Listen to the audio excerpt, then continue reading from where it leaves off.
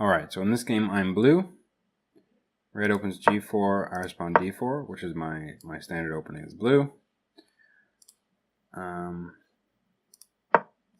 Normal opening moves. Red challenges my pawn immediately. I don't think it's a great move, but it does create some tension. It does challenge my position a little bit.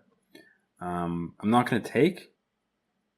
Trading pawns for no reason, and keeping red structure kind of intact. If red's going to take, it's going to be harming his own structure, so I would think that he would be against taking. So I just take here, hoping that he'll actually play something like this, leading to something like this, and then, you know, development and castling like this. My king's kind of safe over here. These pawns are all kind of locked.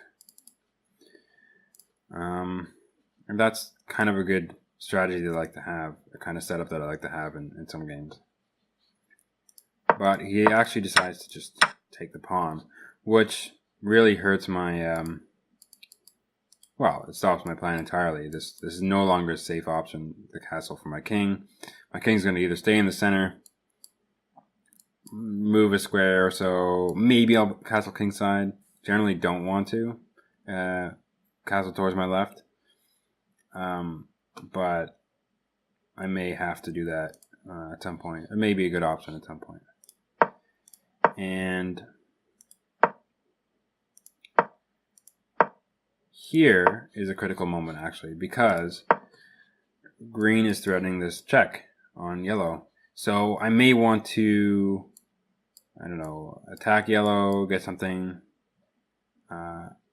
If yellow promotes, that is, to attack yellow and get something for it. However, in this case, assuming yellow does default for this, I do get the rook and a pawn. However, my bishop was probably going to be trapped. I'll have to trade it off. So it's a rook and 2 pawns, so 7 points, giving yellow 5. But I'm also losing a piece. Yeah, it hurts yellow more than it does me, but it's not necessarily a trade that I want to go for. Bishops are valuable pieces. More valuable than rooks, really. So I'm not going to want to make that trade. I could have also considered the knight, which, if yellow falls for it, is mate. But a player of this rating is probably not going to fall for that. It's going to play something normal, block the mate, block the check, that is. And then at that point, my position looks quite silly. I'm missing a pawn. I have 2 kind of misplaced knights and no other development at all. So, okay, it might be okay, and maybe it's worth testing to see if yellow falls for the trap. But I don't know. It's just slow. My position's pretty bad, and if yellow plays a normal move, which it probably do most of the time, I really have nothing to show for it. So I just develop here, which may be an idea to later castle here kingside, especially if yellow plays moves like this.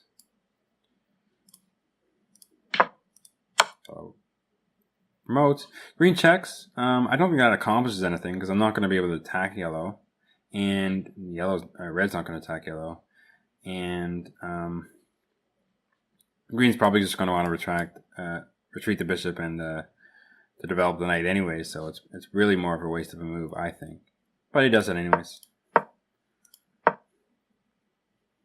Yellow blocks with the bishop, probably calling green's bluff, because green could take with check, and I could take here. But I'm probably not going to take there. I don't think green wants to go for this trade anyways.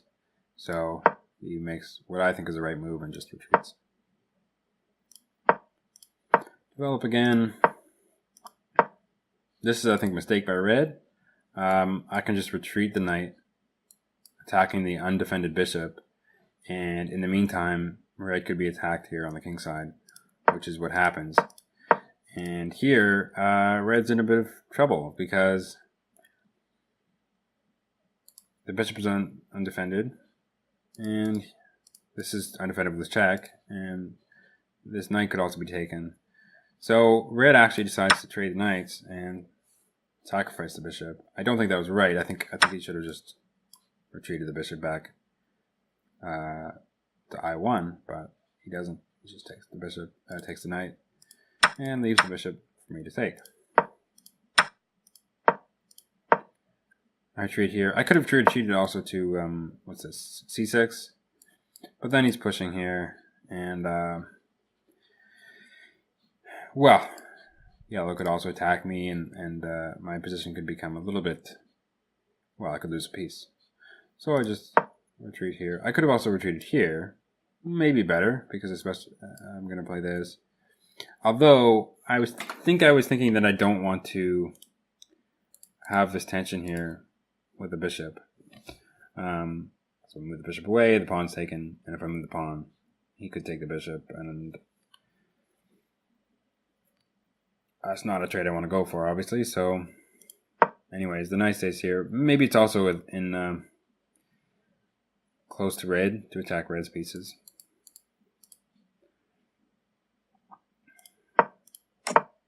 Or red castles, reasonable move. I castle as well. Probably wrong to do so at this point because this move has not been played. If yellow plays here, well, that's great because this locks in these pawns, and it also cuts off this diagonal in case yellow wants to attack along here.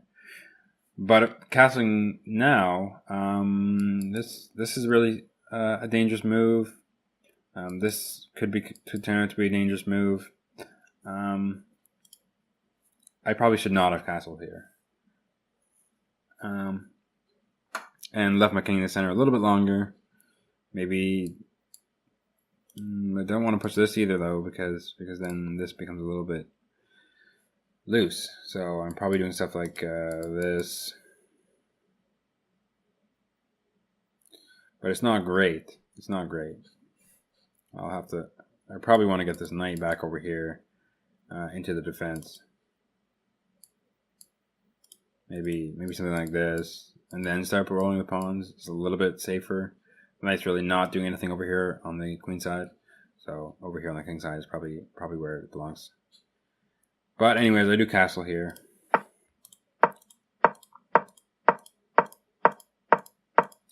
Try to get my pawns rolling. Red is ahead of me in that regard, but red's position is a little bit messy. This diagonal is quite an issue. The queen's attacked. Doesn't really accomplish anything because it just moves out of the way. But now I attack the queen.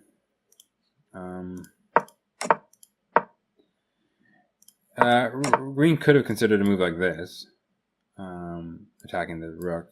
Although red just defends in the same way that he actually does defend by pushing the pawn.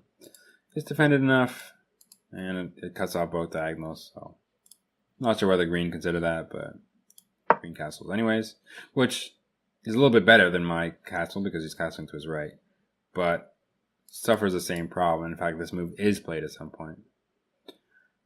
Maybe yellow should have considered it against me instead, but that's not what he does. Maybe it's possible that yellow wanted to castle this way, so this kind of makes sense. Green ignores it, gets to the open file. Although, kind of boxing in this other rook. I'm not sure if this rook here is better though, because it leaves this pawn for yellow to attack it maybe. So, well, that's what he does. Red pushes. Now here is actually another critical moment, because I think red's in serious trouble here. Green can just take here. It's true that red could take, or yellow could take, and then red could take yellow. But I don't think I think red's probably just going to sidestep this. I think red's going to go here. Yellow's going to go here, and red has some pieces hanging and has to deal with a queen. And the only square that he can go to that, saves the queen and protects the rook is here. Well, then I take the rook, or maybe I even do something more dangerous, which is bishop here, and then green takes, and the queen falls. So there's definitely some opportunities against red here, who has a relatively open and vulnerable position. The green doesn't go for it. Instead, he just kind of does a waiting move. Maybe it's to move the king at some point and advance the pawn, but I don't see. I think this was a missed opportunity. Red defends. I wasn't actually going to take the rook. It's just a threat against the queen.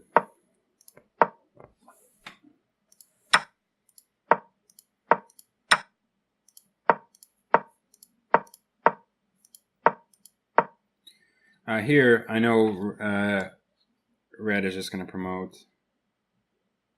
Although, I guess I'm leaving this pawn hanging. So that's pretty bad. Although, I am leaving this pawn hanging, that is. But if red takes it, then I'm taking it for this advanced pawn, which we probably want to avoid. Red can push through that one again. Now here, I'm not sure where I should have gone with my queen, or what I should have moved at this point, because my queen doesn't have any good squares. These squares, I'm getting attacked by yellow, and then red takes something. I don't want to move any pawns. For example, well, this just drops a pawn. I don't really want to move any knights, because this pawn falls, and this knight's really ideally placed here. Here it's just can be attacked again. I could consider this, I guess, which would help this promotion, but I don't do that. Instead I move my queen here, which leaves this pawn hanging, and this is a critical moment in the game actually, because yellow promotes, pushes again. Green can take this pawn, and would really hurt my structure, because my position, because this is sort of a key anchor point on the queen side here. It's blocking these entries here, defending the knight.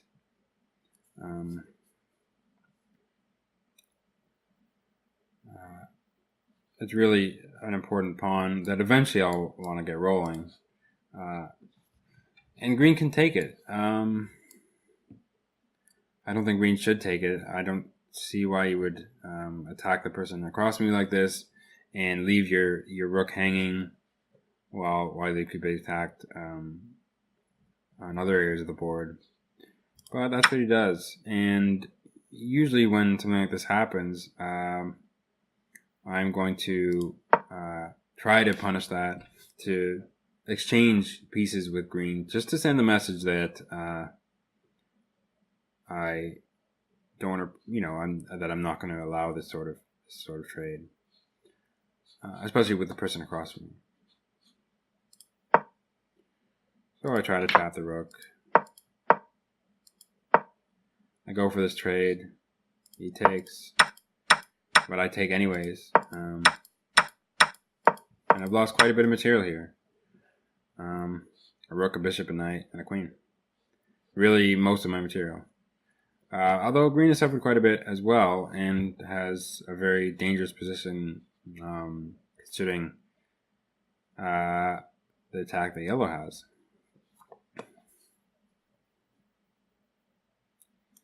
So, and although my position is terrible, I don't have much material at all.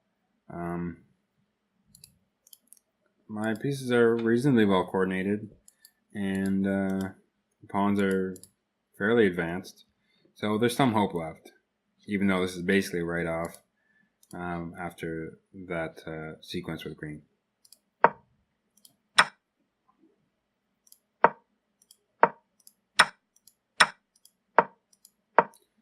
I don't know what red is doing here. Maybe he thinks that yellow will start attacking me, and then I'll be caught in the middle. Red promotes. Yellow could have just taken here. I don't know why he didn't, because red would have to defend. I really expected him to take. But at least he's attacking the bishop here, which can't be defended.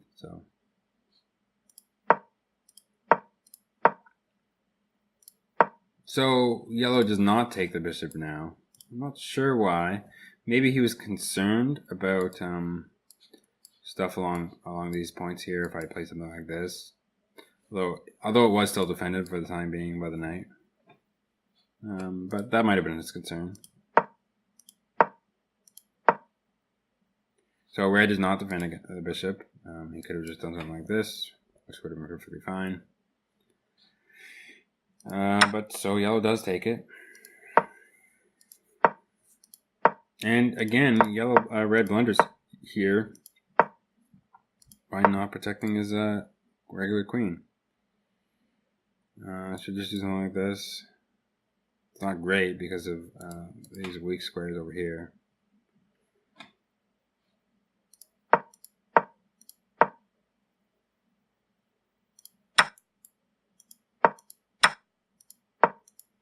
Now my pawns are getting quite advanced. And this is a critical moment now because green has just threatened mate on red. Green might not want to take it because I'll lose his queen. However, green will have a decent amount of points. That's 49 points for the mate. And probably won't win, but it will be enough for maybe second and certainly third because this guy will be out no more points. Of course, this is all moot if red defends the mate actively with the queen here, which I think is the right move. But he doesn't do that. He just pushes the pawn. I promote anyways, which may seem bad because he can take here and then take here and then take. But I'm banking on the green actually playing the mate because it's green's best move. And he does. I get the queen and I promote again. So now I have two queens. I'm still behind yellow in terms of material, obviously. Green has a lot more material than me. Well, a reasonable amount more material. Just an extra rook and some pawns. No equal number of pawns, so just an extra rook, I guess. And I do have the advantage, though, that both of my queens are pawn queens, so that's something to keep in mind. But here, yellow offers, unless green defends it, he's offering me mate on green. Green doesn't defend it. So, here's the question. Do I take the mate? If I take the mate, that'll bring me to 45 points. I'll lose one of my queens, though, so I'll definitely be behind on material. And I really don't think I'll be able to promote. I mean, yellow could even just sack a piece, and as soon as I try to get these pawns rolling, or perhaps even sooner, yellow is going to come attacking. Get in here. Maybe just push. There's going to be a serious attack against my king and my other pieces. So I basically have to get ahead enough on points to see if I could claim a win. But 45 points, and yellow will get 1 point for the queen, so 24. I'll be ahead by 21 points. So that's enough that if I resign, I would beat yellow, but not enough that if I resign, that I would beat green, because green is still at 50 points, or 45. So at that point, I would have to get 6 points to bring this up to 20. 20 more is 45. 6 more is 51. 6 points to get ahead of green. And not let yellow get more than 6 points, because he'd be at 24. Can't let him get more than 6, so that he'd be at 30 or less. And then I would claim the win. He would get to 50 or less. They'd be tied, and I would win.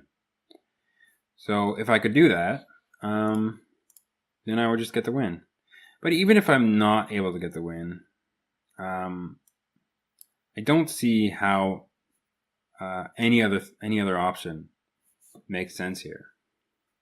Because if I'm not going to take the mate, yellow's almost certainly going to get the mate on green, and well, I just won't be able to catch yellow at all. So, and I'll probably end up losing to green as well. So it's probably a third place, whereas taking the mate is probably a second, pretty much guaranteed second place, because I can get 45 and get points to get ahead of yellow, even if yellow can beat me in the long run. I would beat green. So I take the mate, and this move is deliberate here. I'm actually attacking this pawn, because here I want to get those 6 points, and what better way to do that than take the bishop and take a pawn. 5, 6. I'll give yellow 5, 6. That'll bring yellow to 30. For me to 51. Then I claim the win. Yellow gets 20 points to get 50. Tied with green. Yellow in fourth. I would have 51 for the win. And I mean, yellow does attack my queen, but that's essentially what happens. I just take it, take the pawn, and claim the win. And that's how the game ends. Strange turn of events after that perhaps irrational war with green. I think it does achieve something in terms of in the long run after the games, as more games are played with these players. But it was quite bad at the time, obviously, for the purpose of this game. But it still works out in the end. I'm able to promote. Red blunders mate. I get to get mate on green, and I have just enough points to claim the win against yellow. So that's how it ends. Thanks for watching.